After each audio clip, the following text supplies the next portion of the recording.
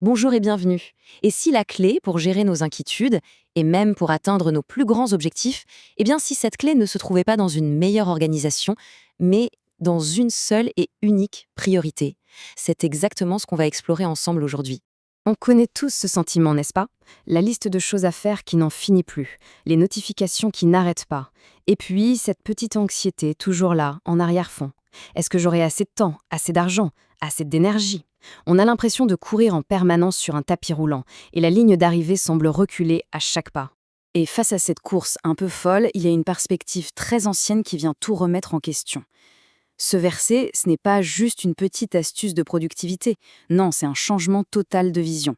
Il nous dit « Cherchez d'abord le royaume de Dieu et sa justice, et tout cela vous sera donné par surcroît. » Alors, pour vraiment saisir la puissance de cette phrase, il faut absolument comprendre son contexte. Ce n'est pas une formule magique sortie de nulle part. C'est en fait la conclusion d'une conversation que Jésus avait avec des gens qui étaient, comme nous, très inquiets pour leur quotidien. Ces gens s'inquiétaient pour des choses très basiques, la nourriture, les vêtements. Ça nous semble familier, non?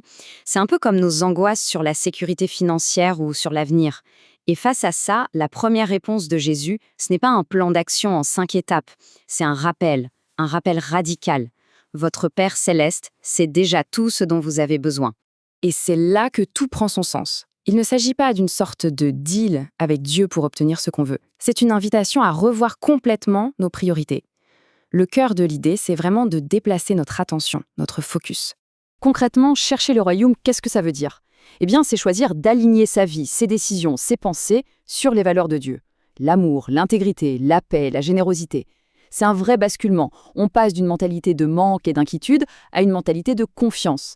Et quand cette quête devient notre filtre principal, la boussole pour chaque décision, alors l'anxiété pour tout le reste, eh bien, elle commence à perdre de son pouvoir. Notre perspective change du tout au tout. Bon, tout ça, c'est une très belle idée. Mais comment est-ce qu'on la met en pratique, concrètement? À quoi ça ressemble, cette priorité, dans une journée normale entre le boulot, les études et toutes nos responsabilités? Prenons un étudiant par exemple. Ça pourrait vouloir dire de choisir l'honnêteté plutôt que la facilité de tricher. Ou pour un professionnel qui est sous pression, ça peut être de traiter un collègue avec respect et bienveillance, même quand tout va mal.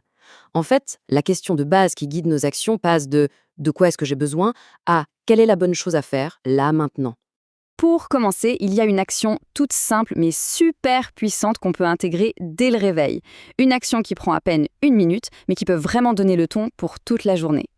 Le processus est très simple. D'abord, au réveil, avant même de toucher son téléphone, on fait une pause. Ensuite, on pose cette question. Dieu, quelle est ta priorité pour moi aujourd'hui? Et enfin, on écoute. Juste quelques secondes de silence. Cette petite pratique permet d'ancrer la journée dans la bonne direction avant que le chaos du monde ne prenne le dessus. Prenons un instant pour une prière, inspirée par ce thème. Père, merci de connaître chacun de nos besoins avant même qu'on les exprime. Aide-nous aujourd'hui à chercher ton royaume en premier, dans nos décisions, nos paroles, nos pensées, que ta justice soit notre guide. Donne-nous la force de remplacer l'inquiétude par la confiance et la paix pour avancer, un pas après l'autre. Amen. Mettre cette priorité au centre de sa vie peut apporter une paix incroyable.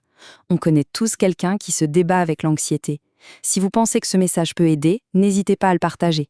Pour ne pas manquer notre prochaine réflexion, pensez à vous abonner. Merci beaucoup pour votre écoute.